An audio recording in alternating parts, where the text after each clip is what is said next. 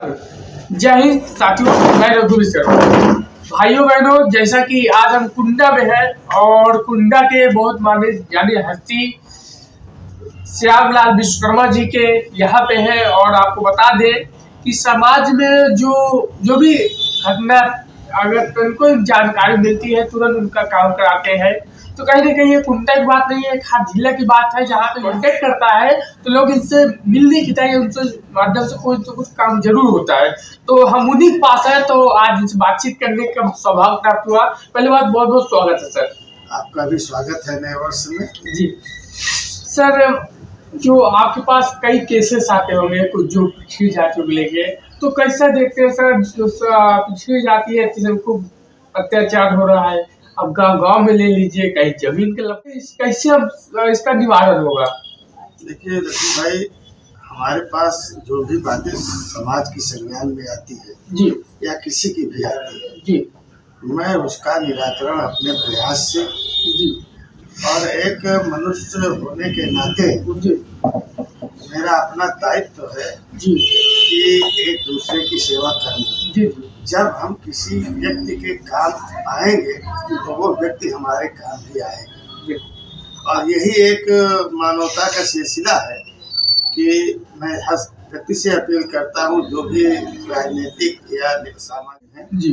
वो जब तक समाज की पीड़ा को अपने प्रयास से हल नहीं करेंगे, गांव के लोग उनके साथ नहीं जुटेंगे। अच्छा बाबूजी, जैसा कि आप अभी जानते हैं कि हम अभी दिल्ली गए थे और दिल्ली में एक 25 को पूर्व राष्ट्रपति ज्ञानी जैल सिंह की पुण्यतिथि के अवसर पे जो दिल्ली के राजघाट में काफी हर नेता है, हर प्रदेश के नेता है, लेकिन वहाँ पे लोग जो सोशलिस्ट पार्टी के अध्यक्ष डॉक्टर वीरेंद्र विश्वकर्मा जी पहुंचते हैं, तो क्या लगता है सर उनकी विचारधारा है कि समय को युवाओं को आकर्षित कर रही है, तो क्या कहेंगे सर?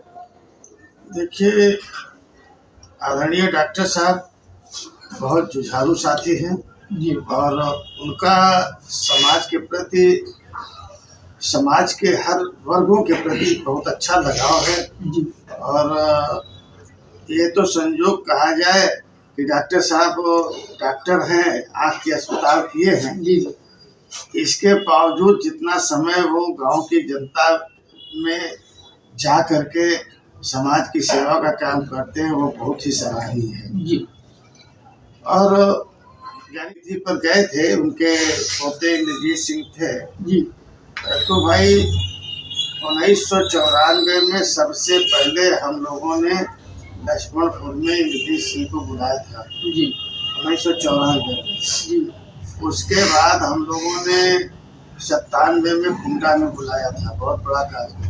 जी, ज्ञानी जय सिंह अच्छे प्रतिभा के व्यक्ति हैं और हम लोग चाहते थे कि ज्ञानी जय सिंह की जगह वो नेतृत्व करे समाज का, ज्यादा अच्छा होगा। सर, जैसा कि इंटरव्यू के माध्यम से जानकारी मिली, उन्होंने कहा कि देखिए हम किस पार्टी में जाए।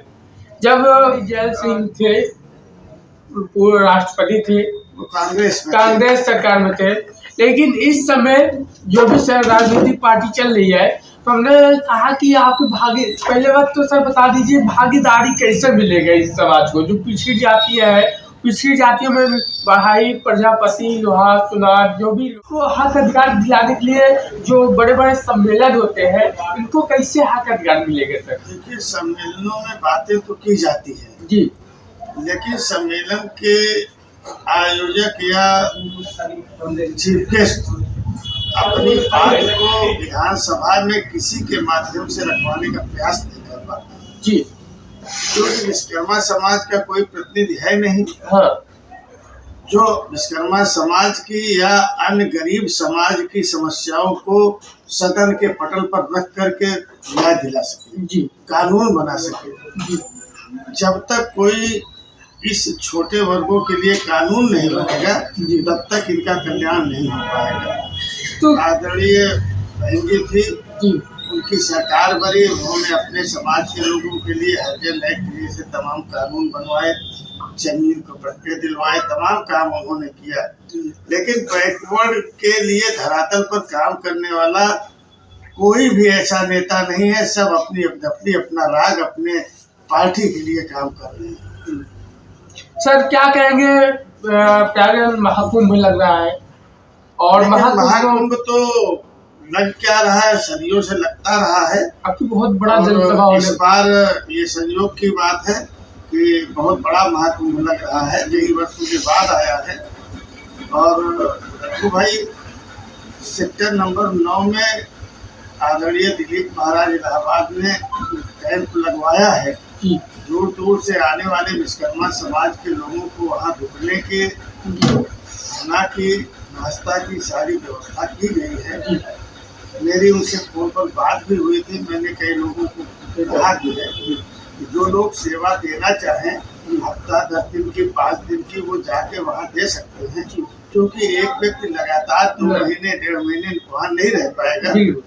तो हमारा सबका भी दायित्व है कि उस जाके भागीदारी निभाएं और आने वाले लोगों से संपर्क करके विश्वकर्मा समाज की समस्याओं का आदान प्रदान करें। सर जैसा कि आपने कहा कि इंजीनियर्स जो उनके लड़के हैं जैन सिंह, तो क्या लगता है सर उस समाज में ज्ञानी जैन सिंह जो पूर्व राष्ट्रपति थे भारत के, उनके जैसे अभी कई नेतागण भी बोल रहे हैं कि उनके जैसे माननीय रामाश्रय जी के बयान आया कि उनके जैसे हम भी एक नई पार्टी में जुड़ेंगे, क्योंकि वो समाजवादी पार्टी के राष्ट्रीय लेवल के नेता है। तो ये बोल रहे हैं कि हम एक नई पार्टी बनाएंगे, समाज को तभी वो कुछ मौका मिलेगा। तो क्या लगता है सर, एक नई पार्टी तो उनके समाजी में है, लोकजन सोशलिस्ट पार्टी, तो क्या लगता है कि ऐसे नेताओं को उस पार्टी में आना चाहिए जो बयान माननीय मंत्री जी वहाँ देते हैं कि हम लोग बहुत हो चुका है, अब हम लोग एक नई पार्टी का भी गठन करेंगे। देखो भाई, नई पार्टी बनाने से कोई समस्या का निदान नहीं होगा जी। माननीय रामाश्रय जी समाजवादी पार्टी के बड़े नेताओं में गिने जाते हैं और विश्वकर्मा समाज या छोटे समाज की बातों को सदन पे रख भी सकते हैं जी। विधान परिषद सदस्य होने के नाते या अपने नेताओं को कह सकते थे कि विश्वकर्मा समाज के लिए या समाज के लिए ये समस्याएं हैं, उनका निराकरण कानून बनाकर या सदन के पटल पर चर्चा करके रखा जाए। बिल्कुल। तो जब आप एक शीर्ष बड़ी पार्टी जो उत्तर प्रदेश के अंदर कांग्रेस, समाजवादी, बहुजन, भाजपा प्रमुख पार्टियां हैं, जब आप उसमें रह करके अपनी बात नहीं कह पाए तो नई पार्टी बना करके कौन सा आप काम कर पाएंगे? उसके लिए तो कोई विकल्प नहीं बचता है। अब यह है कि उनकी सोच को हम क्या कहें। लेकिन सर बहुत से लोग बोलते हैं कि अब वहाँ के अब लोग बोल रहे हैं कि हम अब आपके चंगुल में फंसने वाले नहीं, हमको मालूम है कौन नेता है हमारे लिए। वहाँ पे डॉक्टर साहब का भी भाषण हमने सुना कि हम लोग देखिए पिछड़ी जाति है तो करते रहते हैं वोट बैंक के लिए, लेकिन हम लोग पिछड़ी जातियों के लिए क्या दिए हैं अब तक, डॉक्टर साहब का बयान आता है। और उन्होंने कहा कि अगर आपका साथ मिलता है तो बिल्कुल हम लोग पार्टी एक गठन किए हैं, तो हम लोग बिल्कुल पार्टी पूरे प्रदेश में है।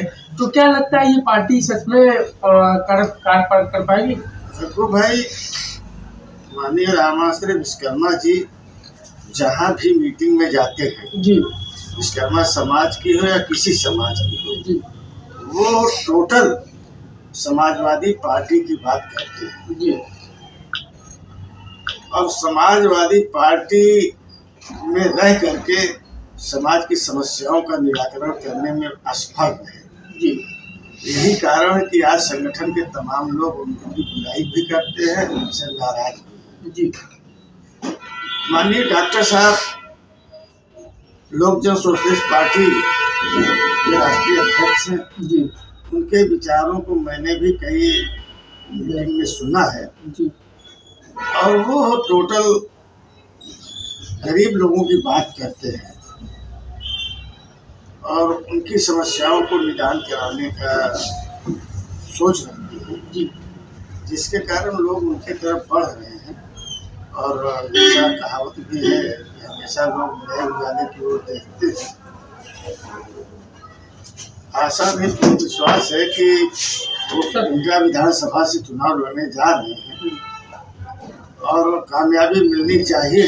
हमारी नए वर्ष पर शुभकामनाएं भी है और हम लोग भी प्रयास करेंगे विश्वकर्मा समाज का एक युवा नेता उभर करके विश्वकर्मा समाज और अन्य छोटे समाज के कल्याण के लिए जी आए और विधानसभा में अपनी बात को रहकर सबको न्याय दिलाए। बहुत जैसा कि ये बहुत महत्वपूर्ण संदेश है। कुंडा में जो श्यामलाल विश्वकर्मा जी के माध्यम जो संदेश आया, कहीं ना कहीं जो पिछड़ी जाति के लिए अब एक नई पार्टी उभर रही है। ऐसी कई राजनीतिक पार्टी, लेकिन पार्टी बनाने से मतलब नहीं है चाट को ले जाके आप पार्टी बना लीजिए। मेन बात है चलने के ऊपर कि कौन से नेता युवाओं को और नौजवानों को एकजुट कर पाएगा। इसके लिए लोग उस नेता से जुड़ते हैं। तो आप सभी लोग जान सकते हैं कि उस नेता कौन है। तो आप लोग अपनी राय जरूर बताइए। इसी तरह चलते हैं। जय हिंद, जय भारत।